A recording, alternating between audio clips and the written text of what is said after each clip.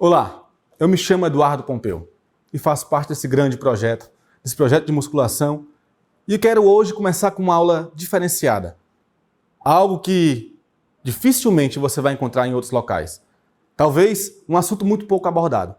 Vamos falar sobre anticoncepcionais e performance. É possível você ter performance de altíssimo rendimento ou ter uma qualidade e muscularidade associado ao uso de anticoncepcionais. Começar a falar sobre anticoncepcionais, é importante entender uma coisa. Eu não estou aqui, antes de tudo, me colocando contra o uso de anticoncepcionais. Não estou aqui me colocando contra ou sendo um odiador de anticoncepcionais. Acredito que cada medicação tem sua usabilidade. Contudo, na hora de você tomar um anticoncepcional, ninguém lhe explica algumas coisas. Nenhum médico lhe fala de coisas que são fundamentais, principalmente na hora que você está pensando em performance, em ganho de massa muscular, em perda de gordura. Antes de começar a falar sobre anticoncepcional, eu vejo quase como falar de uma religião. Existe muita controvérsia, existe uma série de louvores a essa pílula anticoncepcional. É quase que também algo político. Então eu quero me abster de todos esses outros detalhes e falar exclusivamente numa abordagem diferenciada sobre o anticoncepcional e como ele vai interferir no teu exercício. O que é um anticoncepcional? Anticoncepcional nada mais é do que um método contraceptivo. Eles podem ser hormonais ou não hormonais. Os anticoncepcionais hormonais serão o cerne dessa aula, ok? Então, o que é um anticoncepcional hormonal? É a inibição da ovulação baseada em alguma pílula, algum injetável, algum implante, algum dispositivo que vai fazer com que ela não ovule. Ou seja, que ela não produza o ovócito fértil para ser fecundado. Isso é anticoncepcional, no caso hormonal. O não hormonal nós temos vários, camisinha, temos a tabelinha, temos o coito interrompido, mas não é o cerne dessa aula. As classificações, como vocês podem ver aí no slide, são várias. Nós temos o DIU, nós temos o oral, o anticoncepcional oral, temos o anticoncepcional injetável, temos os implantes, agora mais moderno no mercado, o Implanon. Nós temos uma série de modelos de anticoncepcionais em que geralmente a paciente fica aberta para escolher o que ela quer. Sobre o mecanismo de ação, antes de qualquer coisa, é importante nós entendermos um princípio básico. Na mulher, no homem, ou seja quem for, os hormônios eles são inicialmente produzidos através do GnRH, certo? Que é o hormônio produtor estimulante de gonadotrofinas. Esse vai estimular o FSH e o LH, que consequentemente vão produzir estrogênio, progesterona, testosterona, ok? Então, sem GnRH, sem FSH e sem LH, não existe testosterona, não existe estrogênio, ou existe uma redução desses hormônios. E, partindo do princípio, me diga, você acha que esses hormônios são importantes no contexto da musculação? Será que eles são importantes no contexto da musculação, no ganho de massa muscular? Então, a pergunta é, veja só, os hormônios desempenham algum papel no anabolismo? Você, como educador físico, você como entusiasta da musculação, no mínimo você sabe que sim desempenha. Mas vamos um pouquinho mais a fundo aí. Nós temos nesse slide duas coisas fundamentais. Primeiro esse gráfico, vamos lá falar um pouquinho sobre ele, e sobre algumas outras coisas que são o cerne, a pedra angular dessa aula. Primeiro, o que são os hormônios? O que é a testosterona? Um fato curioso é que a testosterona está intimamente ligada à miostatina. Então, quem é a miostatina? A miostatina é um importante depletor muscular. A testosterona, como muitos pensam, não é um hormônio anabólico para gerar anabolismo. Não. A melhor definição é que a testosterona é um hormônio anticatabólico. Ela vai inibir a miostatina, que é um importante depletor, destruidor de musculatura. Então, no balanço final, ganha mais quem perde menos. Se você cataboliza menos, consequentemente, você vai reter mais musculatura. Então, preste atenção nesse gráfico agora que eu estou mostrando para vocês. Esse gráfico é uma das coisas mais lindas que a fisiologia tem para apresentar. Veja só, esse primeiro período, em vermelho que vocês estão vendo, é o chamado período de gestacional. É o bebezinho dentro do útero da mãe, em que você vê a concentração de testosterona nele. Então, se você prestar atenção, a concentração de testosterona em um bebê, em um bebezinho que está no ventre de sua mãe, é praticamente a mesma que um jovem de 18 anos. Isso é fisiologia.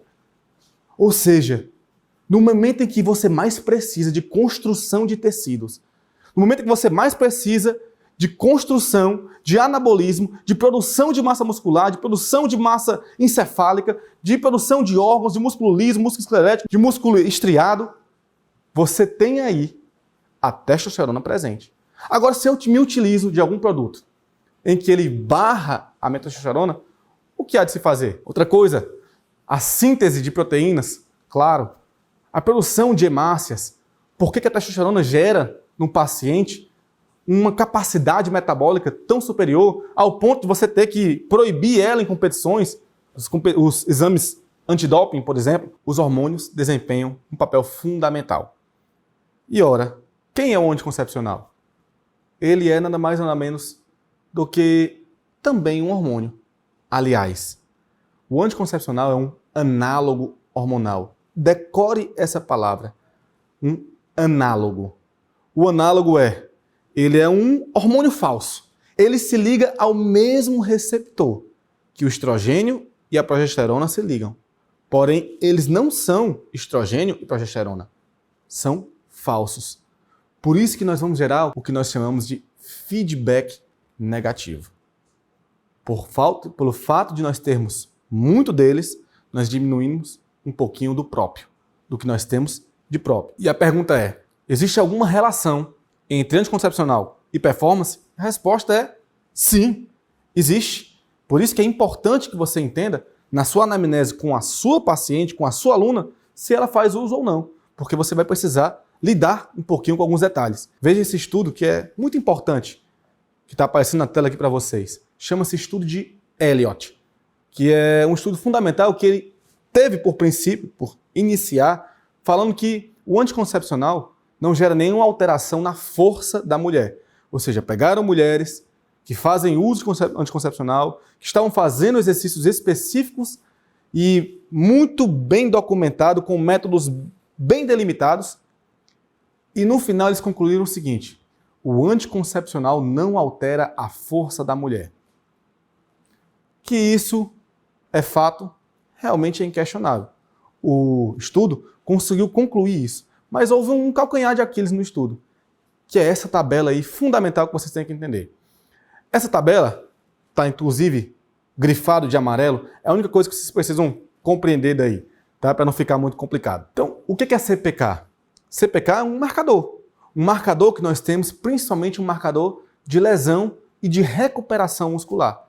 A CPK, inclusive, você pode usar ela como um medidor de intensidade. Um treino pesado, potente, agressivo, o nível de CPK vai lá para cima. Isso é inquestionável. Algumas literaturas dizem que a CPK tem o seu pico em 12 horas, outros dizem que é em 24 horas, outros em 72 horas, que não é o cerne da questão aqui. O que nós podemos ver aí é que, bem, as mulheres que faziam uso de anticoncepcionais realmente não tiveram, na verdade, uma diminuição de força, nenhum aumento. Porém, a CPK, que é um marcador de recuperação muscular, é ele que marca se o músculo está inflamado ou está se recuperando. A CPK continuou aumentando. Você pode ver aí nitidamente que mesmo após 5 dias, a CPK continuava aumentando. A pergunta é, como é que se gera anabolismo se você não tem recuperação muscular? Senhores, isso é extremamente fundamental. Você, que é educador físico, você com certeza ouviu a pedra angular, esse termo-chave de que o músculo cresce no descanso. Então, se eu tenho uma medicação ou um hormônio que afeta diretamente a recuperação muscular, como pode existir anabolismo sem recuperação?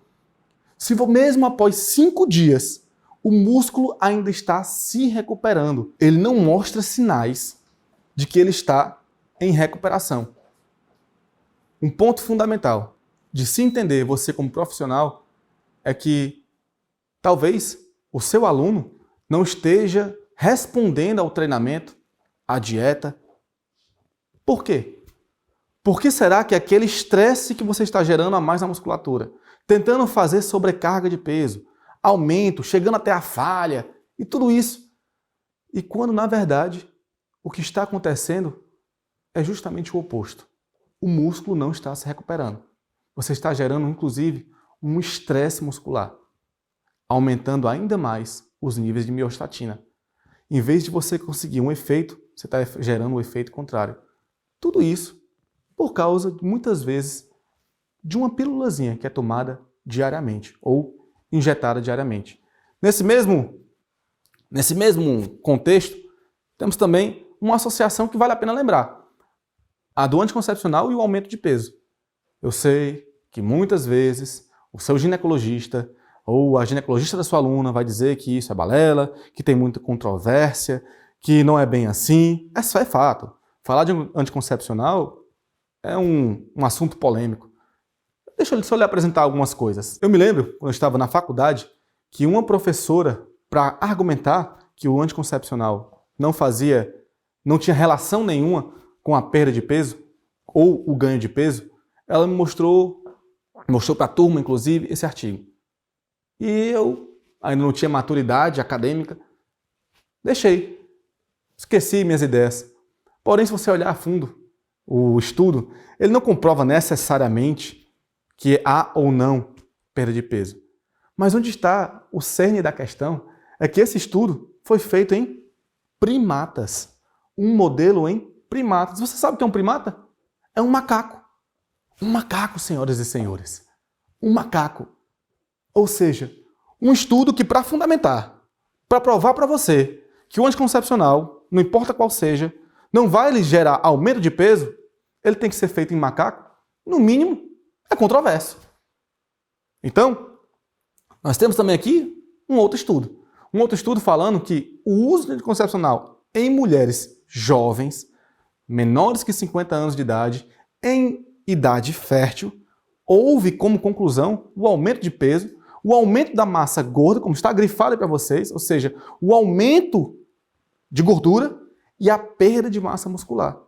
E ainda mais, houve também um aumento do apetite, uma diminuição da relação de prazer, ou seja, capaz de mexer com seu núcleo arqueado, com seu sistema de recompensa, com seu sistema de desejos e interesse. Você já viu aquela moça que está chegando ali na TPM e ela sente um desejo de comer doce, ela fica querendo comer mais. Por que será? Porque fisiologicamente na TPM nós temos um aumento, um estímulo do GNRH e pode gerar também uma desincronia com o nosso mecanismo de recompensa. Então você acaba ficando com maior apetite. Porém, isso é um período mais pontual. Com o anticoncepcional, pode ver que o seu sistema de recompensa foi muito afetado, gerando um aumento do apetite, uma diminuição da sua sensibilidade à dopamina, que nada mais é do que o seu prazer imediato. Você precisava de mais dopamina para conseguir o mesmo prazer. Pois bem, se você tem um aluno, uma aluna que está fazendo uso de anticoncepcional, é importante você, na sua anamnese, e o Gil Aron tem excelentes vídeos falando de anamnese, você compreender o que ele está usando. Não é só esteroide anabolizante que pode gerar alguma alteração, alguma modificação endócrina e no corpo do paciente. Então, dando aqui uma olhada nos sítios de influência, como até falei, da questão do núcleo arqueado, que é um importante mediador. É ele que faz essa conexão entre o sistema neuroendócrino, é ele que faz essa integração do sistema cerebral, em questão de emoções, aí tem a questão do sistema límbico e tal. Você vê que os hormônios eles têm profunda alteração também no seu sistema de decisões, nas suas emoções. Então, acredite, talvez com o uso de anticoncepcionais você também possa chegar um dia em que você não está afim de treinar. Para que você está malhando? Você não está vendo resultado. Não observar resultados práticos na academia. Ou então não está conseguindo ver melhora no seu corpo. Está se achando feia. É possível. É em todos os pacientes? Não. Mas é possível. Porque nós estamos lidando com um hormônio. Na verdade, com um análogo hormonal. A questão do aumento do apetite, foi falado aqui, inclusive o perfil insulínico, senhores, fundamental. Temos uma aula de metabolismo só sobre isso, nós vamos tratar melhor sobre insulina, mas perfil insulínico, no caso também da alteração hormonal no perfil insulínico, você gera também uma mudança na sua forma de excreção. A insulina tem uma ação direta na alça de Henle, nos ductos contorcidos do rim, fazendo o quê? Fazendo com que você tenha uma menor excreção de sódio e, consequentemente, gerando mais edema, inchaço. Então, por isso que eu falei, o aumento de peso não necessariamente por aumento de apetite ou diminuição, mas também por edema. Nós temos 3 vias de aumento de peso. Outra coisa interessante é que o que te motiva a ir para a academia? O que te faz fazer um exercício? O que te faz acordar pela manhã? E dentro de tudo isso, nós estamos intimamente integrados com neurotransmissores fundamentais, como serotonina, dopamina. Nós temos uma série de fatores que fazem com que você se levante e tenha. E qual é a relação? Vamos ver algumas relações que nós temos com o anticoncepcional. Então veja o artigo que está aparecendo na tela de vocês. Esse artigo, muito importante para mim, porque ele foi importante inclusive com alguns pacientes que eu tinha, que eu vou já especificar depois, é principalmente o efeito do anticoncepcional na quantidade sérica de serotonina. Quem é a serotonina? Serotonina, senhores, não haveria prazer, não haveria alegria, não haveria nenhum sentimento bom dentro de você se não existisse esse neurotransmissor. É ele que literalmente lhe gera vislumbre pelo futuro, vislumbre pelos prazeres da vida, o interesse por orar, o interesse por meditar, o interesse por comer coisas melhores, gostosas, o interesse, a alegria, enfim. Inclusive, na psiquiatria, dentro da medicina, nós temos uma classe de medicação, os antidepressivos, os ansiolíticos, todos eles nós podemos enquadrar, muitos deles, inclusive, nos chamados ISRS, inibidores seletivos da recaptação de serotonina. Ou seja, como é que muitas vezes você trata uma depressão? É fazendo a inibição da recaptação de serotonina. Ou seja, aquela serotonina, ela fica mais tempo ali entre as sinapses, né? Entre os 2 neurônios. É dessa forma que se trata a depressão, certo? Então pense comigo.